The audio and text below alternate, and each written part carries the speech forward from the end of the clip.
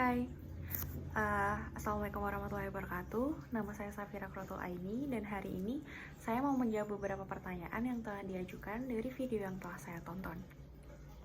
Nomor 1, ada perbedaan antara translation dan interpreting. Translation adalah proses penerjemahan yang melibatkan mendengar dan tulis. Misalnya proses ini menghasilkan terjemahan dalam bentuk dokumen. Sedangkan interpreting adalah proses penerjemahan yang cenderung kepada mendengar kemudian berbicara. Proses dari interpreting ini sendiri bentuknya adalah lisan. Proses translation biasanya dilakukan atau memakan banyak waktu, sedangkan interpreting adalah penerjemahan yang hasilnya lisan dan tidak memakan banyak waktu seperti proses translation. Kemudian yang kedua adalah ada dua jenis interpreting, yaitu interpreting konsekutif yang merupakan metode yang tidak membutuhkan banyak teknologi. Jadi seorang pembicara bicara, kemudian seorang penerjemah menulis, dan kemudian setelah sang pembicara berhenti berbicara, sang penerjemah baru menerjemahkan apa yang telah sang pembicara katakan. Kemudian yang kedua adalah interpreting simultan, yaitu metode ini menuntut penerjemah untuk menerjemahkan dalam waktu yang cepat atau menyampaikan idenya secara cepat, dan dituntut juga untuk berpikir secara cepat pada saat itu juga.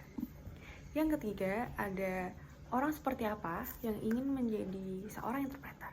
Jadi, menjadi seorang interpreter biasanya orang tersebut memiliki jiwa adrenalin yang tinggi, kemudian mampu dan fasih dalam berbicara di kedua bahasa, yaitu bahasa sumber dan bahasa target. Kemudian seorang interpreter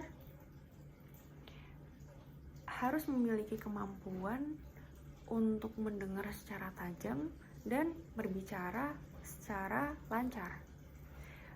Dan kemudian yang terakhir, seorang interpreter harus banyak-banyak memahami budaya. Yang keempat, aspek lain dari interpreting. Seorang interpreter diharuskan untuk menjaga kerahasiaan, kemudian patuh kepada etika, dan juga mampu menyelesaikan masalah secara cepat dan mampu berpikir dengan kritis secara cepat. Kemudian yang kelima, hal yang baik menjadi seorang interpreter. Menjadi seorang interpreter artinya kita mendapat kesempatan untuk hadir di acara konferensi yang berbeda-beda, dan itu tentu saja akan menambah wawasan kita. Kita akan ditambah ilmunya setiap hari, kita memiliki wawasan yang baru setiap hari. Jadi itulah hal atau keuntungan yang kita dapat jika kita menjadi seorang interpreter.